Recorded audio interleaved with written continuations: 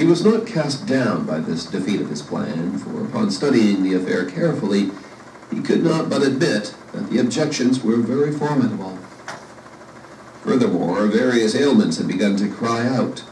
In their presence, he could not persist in flying high with the wings of war. They rendered it almost impossible for him to see himself in a heroic light. He tumbled headlong. He discovered that he had a scorching thirst. His face was so dry and grimy that he thought he could feel his skin crackle. Each bone of his body had an ache in it, and seemingly threatened to break with each movement.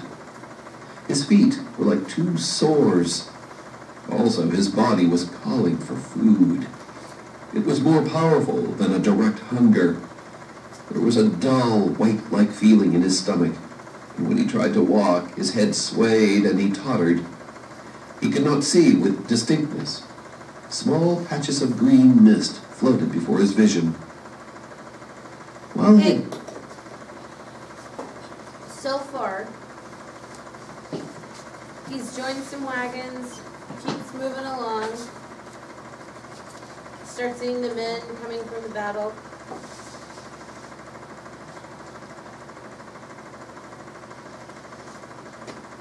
Then he starts picturing himself charging to the front.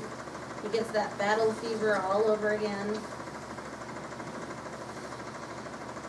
And probably this is all happening very fast, but then he starts doubting himself again and making up reasons of, oh, well, I don't have a rifle, I don't know where my regiment is, I'm really tired. So he starts making up reasons about why he shouldn't go back.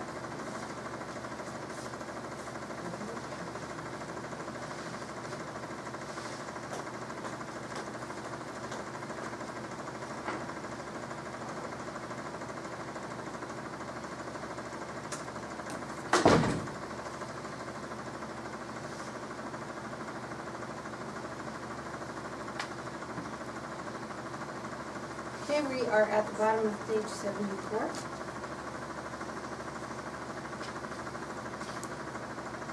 He had been tossed by many emotions. He had not been aware of ailments. Now they beset him and made clamor. As he was, at last, compelled to pay attention to them, his capacity for self-hate was multiplied. In despair, he declared that he was not like those others. He now conceded it to be impossible that he should ever become a hero. He was a craven loon. Those pictures of glory were hideous things. He groaned from his heart and went staggering off. A certain moth-like quality within him kept him in the vicinity of the battle. He had a great desire to see and to get news. He wished to know who was winning. He told himself that, despite his unprecedented suffering, he had never lost his greed for a victory. Yet, he said, in a half-apologetic manner to his conscience, he could not but know that a defeat for the army this time might mean many favorable things for him. The blows of the enemy would splinter regiments into fragments. Thus, many men of courage, he considered, would be obliged to desert the colors and scurry like chickens. He would appear as one of them. They would be sullen brothers in distress, and he could then easily believe he had not run any farther or faster than they. And if he himself could believe in his virtuous perfection, he conceived that there would be small trouble in convincing all others. He said, as if in excuse for this hope, that previously the army had encountered great defeats, and in a few months had shaken off all blood and tradition of them, emerging as bright and valiant as a new one, thrusting out of sight the memory of disaster and appearing with the valor and confidence of unconquered legions. The shrilling voices of the people at home would pipe dismally for a time, but various generals were usually compelled to listen to these ditties. He, of course, felt no compunctions for proposing a general as a sacrifice. He could not tell who the chosen for the barbs might be, so he could center no direct sympathy upon him. The people were afar, and he did not conceive public opinion to be accurate at long range. It was quite probable they would hit the wrong man who, after he had recovered from his amazement, would perhaps spend the rest of his days in writing replies to the songs of his alleged failure. It would be very unfortunate, no doubt, but in this case, a general was of no consequence to the youth. In a defeat, there would be a roundabout vindication of himself. He thought it would prove, in a manner, that he had fled early because of his superior powers of perception. A serious prophet, upon predicting a flood, should be the first man to climb a tree. This would demonstrate that he was indeed a seer. This is the end of the CD. The audiobook continues on the next CD. A moral vindication was regarded by the youth as a very important thing. Without salve, he could not, he thought, wear the sore badge of his dishonor through life. With his heart continually assuring him that he was despicable, he could not exist without making it, through his actions, apparent to all men. If the army had gone gloriously on, he would be lost. If the din meant that now his army's flags were tilted forward, he was a condemned wretch. He would be compelled to doom himself to isolation. If the men were advancing, their indifferent feet were trampling upon his chances for a successful life. As these thoughts went rapidly through his mind, he turned upon them and tried to thrust them away. He denounced himself as a villain. He said that he was the most unutterably selfish man in existence. His mind pictured the soldiers who would place their defiant bodies before the spear of the yelling battle fiend. And as he saw their dripping corpses on an imagined field, he said that he was their murderer. Again he thought that he wished he was dead. He believed that he envied a corpse. Thinking of the slain, he achieved a great contempt for some of them, as if they were guilty for thus becoming lifeless. They might have been killed by lucky chances, he said, before they had had opportunities to flee, or before they had been really tested. Yet they would receive laurels from tradition. He cried out bitterly that their crowns were stolen, and their robes of glorious memories were shams. However, he still said that it was a great pity he was not as they. A defeat of the army had suggested itself to him as a means of escape from the consequences of his fall. He considered now, however, that it was useless to think of such a possibility. His education had been that success for that mighty blue machine was certain, that it would make victories as a contrivance turns out buttons. He presently discarded all his speculations in the other direction. He returned to the creed of soldiers. When he perceived again that it was not possible for the army to be defeated, he tried to bethink him of a fine tale which he could take back to his regiment, and with it turn the expected shafts of derision. But as he mortally feared these shafts, it became impossible for him to invent a tale he felt he could trust. He experimented with many schemes, but threw them aside one by one as flimsy. He was quick to see vulnerable places in them all. Furthermore, he was much afraid that some arrow of scorn might lay him mentally low before he could raise his protecting tale. He imagined the whole regiment saying, "Where's Henry Fleming? He run, didn't he? Oh my!" He recalled various persons who would be quite sure to leave him no peace about it. They would doubtless question him with sneers and laugh at his stammering hesitation. In the next engagement, they would try to keep watch of him to discover when he would run. Wherever he went in camp, he would encounter insolent and lingeringly cruel stares. As he imagined himself passing near a crowd of comrades, he could hear one say, "There he goes." Then, as if the heads were moved by one muscle, all the faces were turned toward him with wide, derisive grins. He seemed to hear someone make a humorous remark in a low tone. At it, the others all crowed and cackled. He was a slang phrase. Okay, let's stop there for the day. Chapter 12. So in that last part, as he's going along, he's sitting through and running down all the different scenarios that would be beneficial to him running away. Like, the army losing. They would splinter, break up, and then many men would run and he would just join them and act like he ran at the same time they did.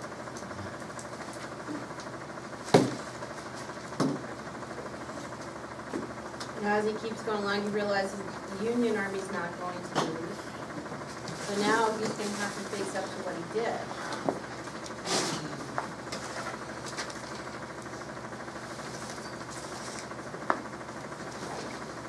So tomorrow we'll be on page 78 if you guys want to write that down.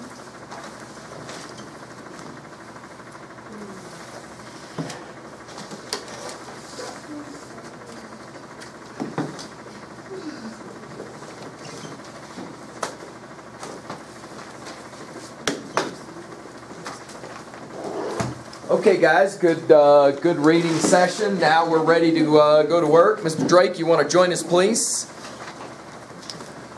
We are now going to take out a blank sheet of paper. We're going to do some annotation work. And our focus now will be to the orange book in front of you. So you want to go there. Question, Ms. Murray? No, what I would say is now from here on out when we do annotations, let's just do it with a blank sheet of paper. Now you're aware of how we set up our annotations with that form that you already got, but we really don't need to go into that much detail, you know what I mean, to have that form printed for you. But just to remind you now before we get started, and by the way, you should have your hymnal open now to 246, to page 246. What I'm doing now is I'm just going to go into your high school anthologies, finding texts that allow us to practice the annotative process, okay? We begin in doing some annotative reading of a novel, in this case, Red Badge of Courage, later a Shakespeare play, and then for 30 minutes we pay particular attention to a single set of poetic lines where we will be responding to, again, 3 levels of reading. Now, if you'll look at your notebook paper, do you see that red line down the left-hand side? To the left of that red line, you will write down the numbers for the annotative levels of reading. Level 1, skip a few lines. Level 2A, skip a few lines. So I'm working now on page 246 out of the hymnal. I'll be there in a little bit. But the first thing I want to do is to make sure you know how to set up your annotations. Again, just ignore these alarms. They're just testing today. So what does that? What is our levels of reading? Again, just to set this up. First thing, always the login information. Do this with me now. You put your name, you put today's date. Of course, today again is the 11th. You'll always identify the page number that we're working from. In this case, it's page 246. You always provide the title of the text. You always provide the author's name of the text. In this case, we're looking at Maya Angelou's classic poem, Caged Bird. All right? Then, down the left-hand side, to the left of the red line, you write the numbers 1, 2A, 2B, 3A, 3B.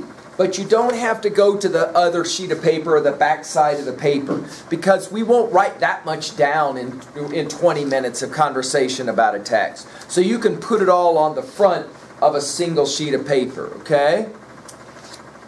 Just to remind, and you might want to write this down the first few times you do this with me. Just to remind, at level 1, we are summarizing the text. What does the text say? You might want to write this down as just to remind yourself. And again, you're working with red ink when you are actually doing the annotations themselves. Again, if you need to borrow a red ink pen from the front of the room, feel free to come and acquire one and then just return. At level 2, what does the text mean? We divide this level of reading again, just to remind you, into 2 parts. Messages, themes, 2A, and then techniques or literary techniques or rhetoric, 2B. R-H-E-T-O-R You'll maybe recall. R-H-E-T-O-R-I-C. Level 3, you'll remember, Mr. Drake, what we're doing at level 3. The question is not what does the text mean, but how does the text relate? Outstanding. Relate. And then here again we're dividing 3A and 3B with the how does the text relate to other texts? How does the text relate to me personally? Let's go ahead now and look. And again, we're doing reading practice. Hey, go ahead and put down your pens for just a second and look at me. I feel like I need obligated to say this to you just to remind you. I'm very happy that we're here to get you your credits. I'm very happy that by the time we finish July 3rd or beyond, you will have your credits to allow for you to then know that you passed another English class. I'm pleased that we're doing that. But the real reason that we are together is so that I can help you improve your skill set of reading. If I teach you how to read and annotate well, when you come back here in 100 days or less, and you get started then in your next English class, when an assigned reading is given to you, I want you to draw on your experience of time with me. How did we do that reading? Well, we kind of followed the same protocol over and over again. First we would read it. Then we would put it, remember Psalm of Life. Then we would try to put it in our own words, remember? And then we would work with that text from 3 different levels of reading. With that in mind, let's go now to take a look at a poem. Some of you maybe have seen or heard this poem before. Don't worry if we work with a text from our hymnal that you've already seen before. That's a good thing. That will help you to be able to find new meanings for the word. So you're now with me on page 246, and you're reading together on page 246. The title of the poem, Caged Bird. The poet's name, Maya Angelou, one of our greatest living poets still alive today. She writes the following. Are you with me? 246. A free bird leaps on the back of the wind and floats downstream till the current ends, and dips his wing in the orange sun rays and dares to claim the sky. But a bird that stalks down his narrow cage can seldom see through his bars of rage. His wings are clipped and his feet are tied, so he opens his throat to sing. The caged bird sings with a fearful trill of things unknown but longed for still, and his tune is heard on the distant hill, for the caged bird sings of freedom. The free bird thinks of another breeze, and the trade and soft wind soft through the sighing trees, and the fat worms waiting on a dawn bright lawn, and he names the sky his own.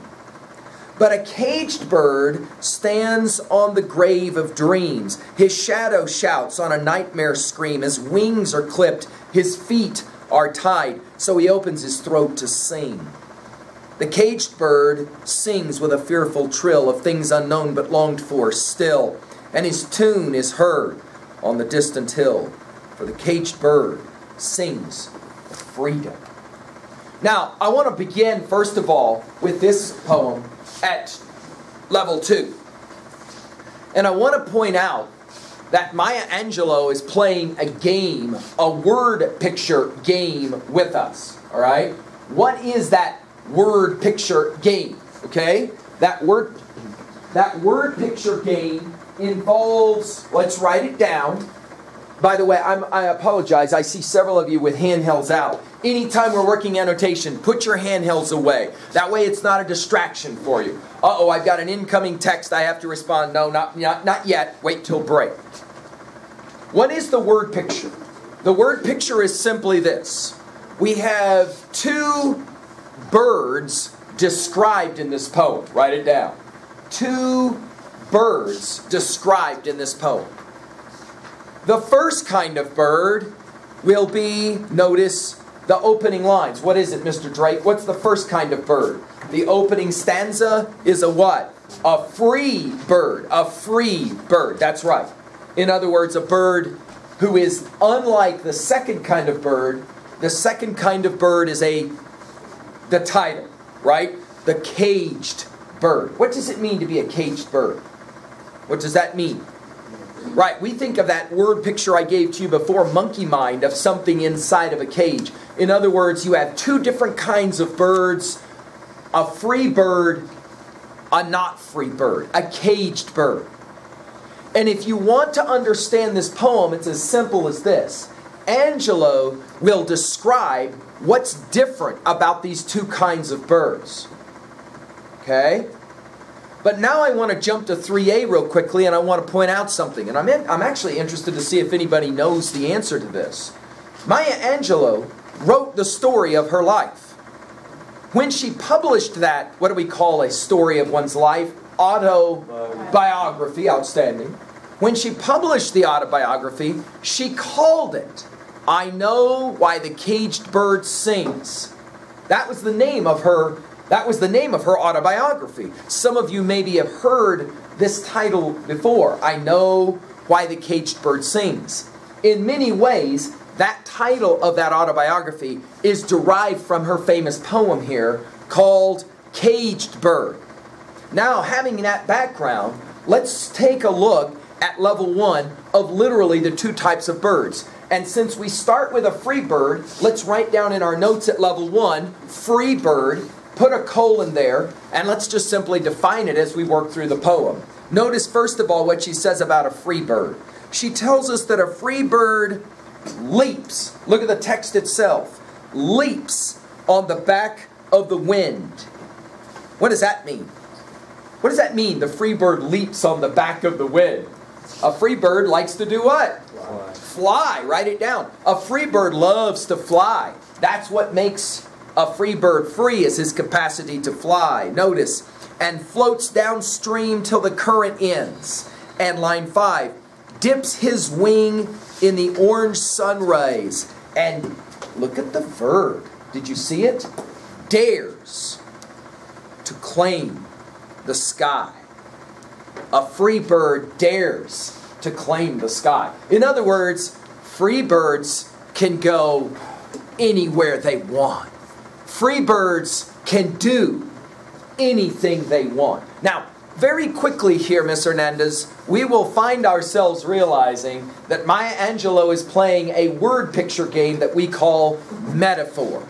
In other words, something's going on here, not unlike, notice my 3A observation, not unlike our unstoppable reading yesterday about an elephant who can be controlled by a what? A small chain. Conrad playing a very similar game to Maya Angelou. Two kinds of birds. The first one is free, can do anything it wants, go anywhere it wants, and of course pretty quickly a reader of this poem will begin to say, oh wait, this is not just a poem about birds. This is a poem about what? It's not just a poem about words. It's a poem about what? How would you say it? Jot it in your notes at level 2A. Themes, messages. This isn't just a poem about birds. It's a poem about what? How would you say it? People. Yeah, not just birds. People. In other words, there's two kinds of people. Just like there's two kinds of elephants. Remember our 3A observation from yesterday. But, second stanza. But, are you ready? But a bird that stalks down his, notice adjectives, narrow cage. Uh-oh, we're going to write down Mr. Winlock, aren't we now? Not just free birds, but what? What's the second kind of bird? Caged bird. We're going to write caged bird down now at level 1. And now we're going to compare these two kinds of birds. A free bird flies anywhere he wants. Calls, he dares to call the sky his own. But a caged bird, whoa, whoa, whoa. Different experience, right? Notice a bird that stalks down his narrow cage can seldom see through his bars of rage. Stuck in a cage. He looks out through the bars at what? He looks out through the cage at the free bird. Right? At the sky. What do you imagine it's like to be a bird stuck in a cage looking out towards the sky? Keep reading. His wings are clipped. What does that mean? You can't, the bird cannot fly. In fact, sometimes birds in a cage will have their wings clipped. Why? What will birds do? What do you know instinctively about a bird? You bet. The bird will see the sky and will literally keep flying against the bars of the cage over and over again, literally killing himself. Believe it or not, one year I was lecturing this poem in the spring. We had a small bird that came through our windows. It must have been nesting in Ruthie's tree outside. It came through our windows. And it started to fly around the room. And everybody was freaked out by this bird flying around our room. Then we found the bird trying to escape. The windows had just been cleaned. And the bird kept just flying into the glass window over and over again. At first this was funny to my students. Ha, it's funny, the bird flying into the window. But then the bird would hit, fall, start fluttering, circle in our room again, and then fly again. It wanted to be free. It thought it could be free, but it kept hitting against the glass. One of my students pointed out, dude, it's like that poem we read about caged birds. They want to be free, but what? Write it in your notes. They can't be free. They want freedom. They can't be free. Notice the second stanza. His wings are clipped. His feet are tied. And he opens. Whoa, whoa, whoa. Now this is interesting. The bird cannot fly away out of the cage, so the only thing it can do, last line of the second stanza, write it down. What's he do? He has to sing. There's nothing else he can do. He can't escape the cage. He can't fly away. So what is it that he does? He sings. It's the only thing he can do. In other words, he isn't singing because he's happy. A caged bird sings. Why? He's got nothing else to do. He's got nothing else to do. The caged bird, we'll continue with the third stanza. The caged bird sings with a fearful trill. Trill means melody. In other words, he's not happy. When you hear a bird singing in a cage, that isn't because the bird's happy, Angelo says. That's because the bird what? Same thing of my bird in my room. He wants what? He wants what the free bird has. He can't have it. So the only thing he can do is, stuck in a cage, all he can do is sing. Notice, the caged bird sings with a fearful trill of things unknown, but longed for still, and his tune is heard on the distant hill, for the caged bird sings of freedom. The caged bird sings because the caged bird wants to be free. Back to the free bird now. See, and so notice Angelo making comparisons between two types of birds, backslash, two types of people, backslash, two types of students. Oh, now all of a sudden this poem starts to make some very interesting observations about students. There are two kinds of students. Students who are caged and students who are free. Students, back to our reading of yesterday, students who are chained and students who are unchained. See where we're headed with this one? Keep reading. The free bird thinks of another breeze, and the trade wind soft through the sighing trees, and fat worms waiting on a dawn-bright lawn, and he names the sky his own. In other words, a free bird is able to do whatever he wants. He can dream about tomorrow. He can dream about the future. He says, tomorrow I will go do X or Y. Back to the poem. But a caged bird stands on the grave of dreams. We want to write that line down, don't we, Mr. Drake? That's a fascinating line. The caged bird stands on a grave of dreams. What does that mean to you, Miss Mowry? What does it mean to say that a caged bird stands on a grave of dreams? It's not that the caged bird doesn't dream, right? Caged bird has dreams, but what about those dreams? They're all dead. Can't do them. Can't do them. Notice, keep going. His shadow shouts on a nightmare scream. His wings are clipped. His feet are tied. So he opens his throat to sing. The caged bird sings with a fearful trill of things unknown but longed for still. His tune is heard on the distant hill, for the caged bird sings of freedom. Level 2. Are you ready for this, Miss Vigil? This poem was written during the time of the American Civil Rights Movement. Let's write that down. What does that mean? Are you familiar, Miss Vigil, with that term, the American Civil Rights Movement? What are civil rights? And I'll give you a hint, the time of Martin Luther King Jr. So what does that mean, civil rights? You got it. The time when African Americans, particularly people of color, were not given the right to vote, not given the rights of freedom. They themselves were oftentimes terribly abused, right? This poem is written during that time, understanding there are two kinds of people. Those who are free to do whatever they want, and those who are caged. But I want to turn now at 2a, and I want you to jot down one observation, Mr. Lawler, about this poem related to students. Two kinds of students. Are there two kinds of students? And how do you define that? What would a free student look like versus a caged student? See, I've heard students say, no, all students are caged birds. They have to come to this wretched school where they have to sit in this wretched room. They have to do the wretched work. They're not free. You're never free until graduation. What are two kinds of students, do you think? A free student and a caged student? Ones that pass and ones that don't. Say that loud. Ones that pass and ones that don't. Ones who pass and ones who don't. What an interesting way to think about it.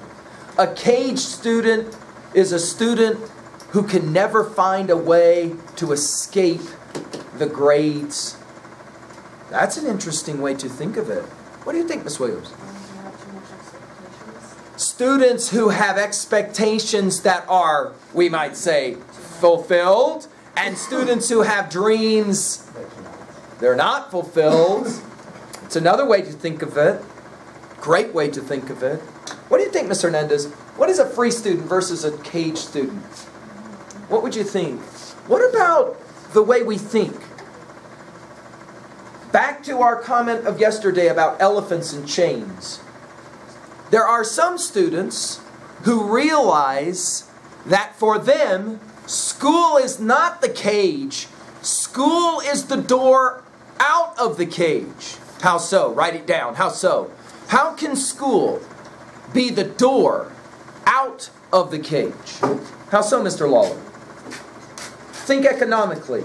How can school, education, be the way for freedom, the way out of the cage? If you get a good education, you make more what?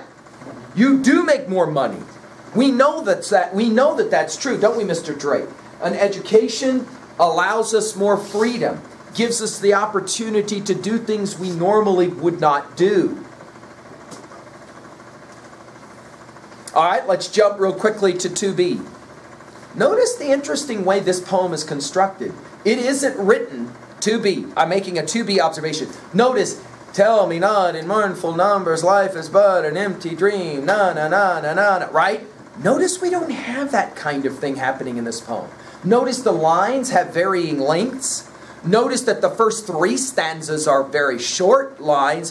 Why would she then elongate the 4th and the 5th stanzas? See, people who write poetry, Mr. Drake mentioning he's been doing a little bit of writing, several of us who write, we're familiar with the fact you don't have to keep the same length of a line in poetry for your notes at 2b. This is what we call open form. This is what we call free verse. Angelo playing a game. And yet, are there rhythms here? A free bird leaps on the back of the wind. So you can do this with me. And floats downstream till the curve ends and dips his wing in the orange sun rays and dares to claim the sky. Ba-bum, ba-bum. Go ahead, read it. Ba-bum, ba-bum, ba-bum, ba-bum, ba-bum, ba-bum, ba-bum, ba-bum. That unstressed stress is what we call iambic. Iambic. Ba-bum, ba-bum. She plays that game all the way through this poem. If I had more time, I'd go into it in more detail. All right, let's talk 3A real quickly. Jot down one relationship between this text and Red Badge of Courage. Go ahead, give it a try. Red Badge of Courage. Can you come up with any relationship between this poem and Red Badge of Courage? Any? Anybody want to take a stab? Mr. McAfee, you want to give us an observation here?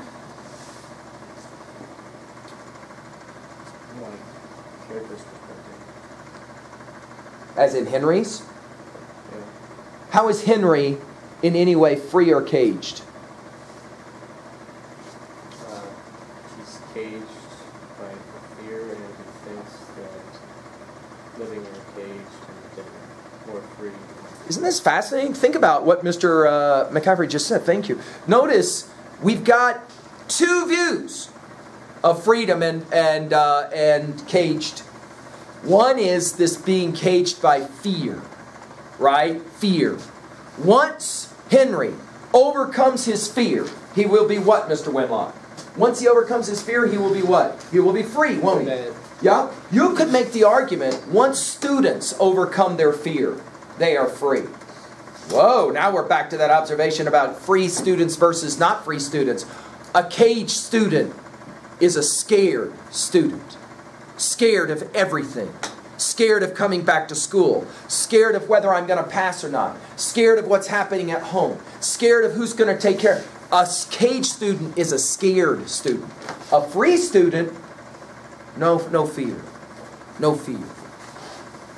Mr. McAfee also points out that interestingly, Henry starts to think that in our story, because they're in war, that the truly free people are the ones who no longer have to fear death because they've experienced it. They are dead themselves. In the end of our story, though, Henry himself will find great freedom in finding courage. He said it already today, didn't he? I wonder if I will ever find my red badge of courage. Right? Thank you. Outstanding work. That will, of course, be part of your packet here in a few minutes.